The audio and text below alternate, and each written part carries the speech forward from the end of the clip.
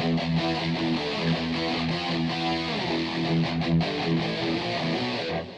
guys, Roman Reaper here. So as you can see, yep, it's that time of the week. I am outside the cinema, and well, it's a perfect day for it. Pretty grey out, it's pretty miserable, it's pissing it down. And well, I'm here, ready to eat the rich. Yep, about to head in to see How to Make a Killing. Yes, this is the one with Glen Powell. The trailers for this have looked pretty good. This does look like a quite fun, sort of darkly comic satire. I got my fingers crossed it'll be a good one. Hopefully a good star vehicle for Powell. The only way to find out is to head in, get some snacks, and get seated for How to Make a Killing.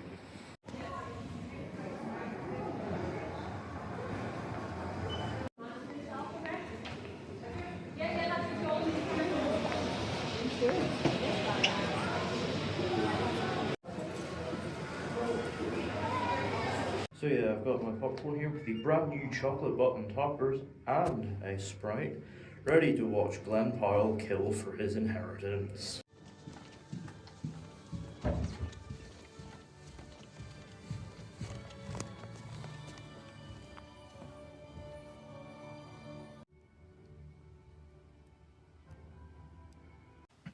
So, How to Make a Killing. I am back from seeing it. This is written and directed by John Patton Ford, who previously directed the film Emily the Criminal, which of course starred Aubrey Plaza. This one notably serves as, I guess, a remake of the Ealing film Kind Hearts and Coronets, in which Alec Guinness notably played all, 9 central roles. None of that going on here, I assume because Powell already did something similar to that, obviously with all the personas he played in Hitman. But even still, this looked very entertaining. It looked like a sort of slick, darkly comic crime caper. One that is a ripe vehicle for a charismatic star lead like Powell. But is this a film that takes advantage of Powell's naturally charismatic screen presence? Let's find out. So the film follows Beckett Redfellow, raised in New Jersey after his mother, Mary, was cast out by her wealthy family. But when Beckett is young, his mother tells him that he is still in line for the family's vast fortune of $28 billion, including the family estate in Huntington, New York. And so, many years later, Beckett decides to speed the process up by coming up with a plan to bump off all 7 relatives that stand between him and the vast inheritance, a scheme that only gets more and more complicated the further along he progresses. So I've very much been a Glen Powell believer for a while now. I think he very much has that sort of movie star potential in him. I mean, as a screen presence, he's so effortlessly charismatic and endlessly watchable. And so on paper, a film like this, a darkly comic, satirical crime caper, is the perfect vehicle to tap into that. And well, in the end, yeah, it's perhaps not quite as sharp as you'd expect it to be. It is still a real good time regardless. So, obviously from a story perspective, this is not exactly doing anything particularly new. I think if you've seen at least one of these many Eat the Rich satires that have come out in the last few years, you've likely seen what messaging this one has to offer, because this is very much yet another critique of the sort of absurd wealth and privilege of these elite, super rich families and the sort of nepotism that comes with that. It's another Eat the Rich satire, and it very much is treading familiar ground. But what I think makes it work is, the sort of energy that comes with it. It's an incredibly slickly paced film, one that tells its quite simple story with a lot of energy and a lot of momentum to ensure that it is, fully compelling and, just so effortlessly watchable throughout. And it helps it very much brings those sort of fun, darker elements as well. Obviously, there's some quite good bits of violence from the various murders, as well as a sprinkling of dark comedy to the proceedings. It's perhaps not quite as funny as you'd hope it to be. There are still a share of amusing moments that do get some good laughs, particularly when Zach Woods and Topher Grace are on screen as two of Beckett's cousins. God damn, man.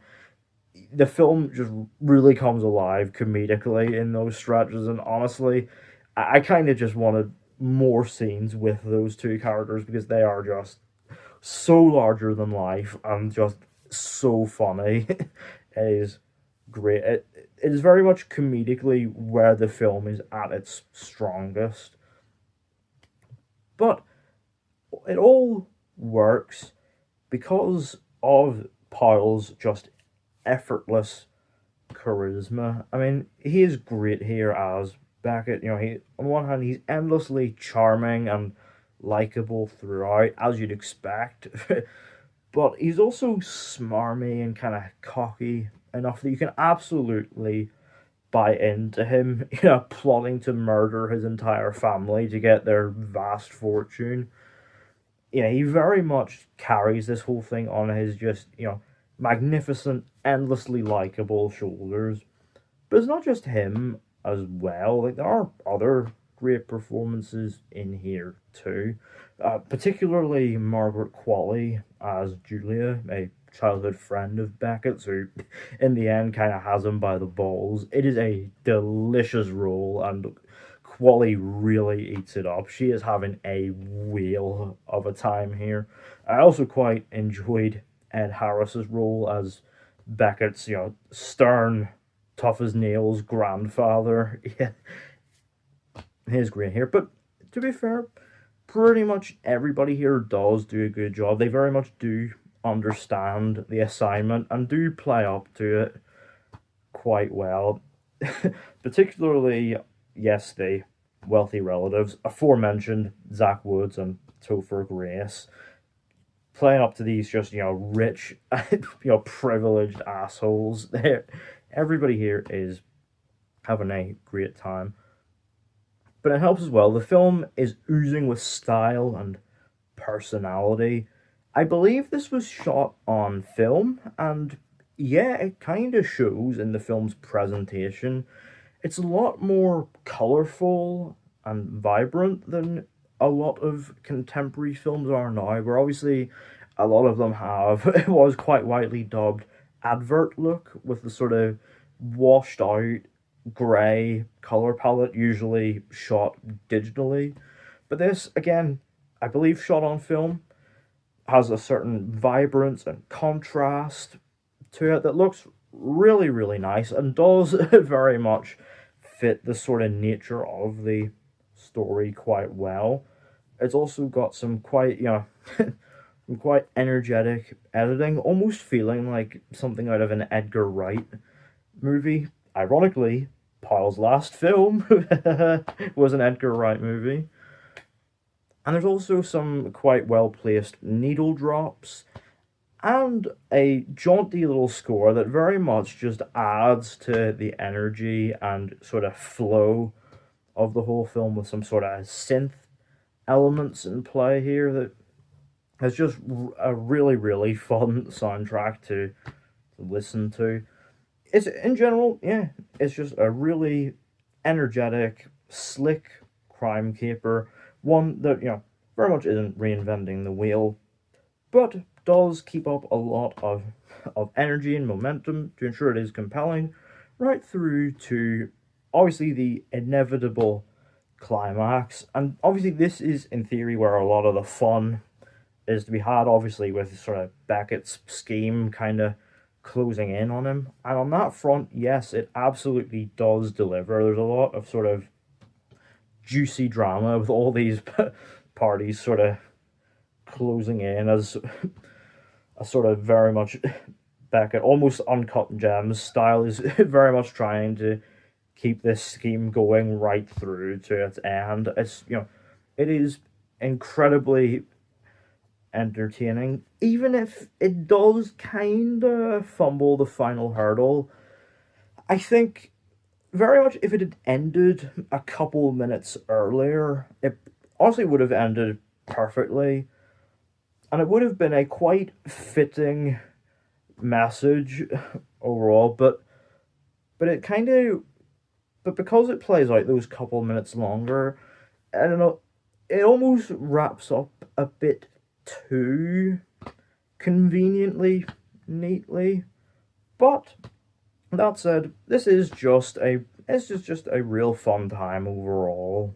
Overall, How to Make a Killing is not exactly going to reinvent the Eat the Rich satire, but thanks to its slick, energetically told story and the effortless charisma of Glen Powell, it's still a really entertaining watch.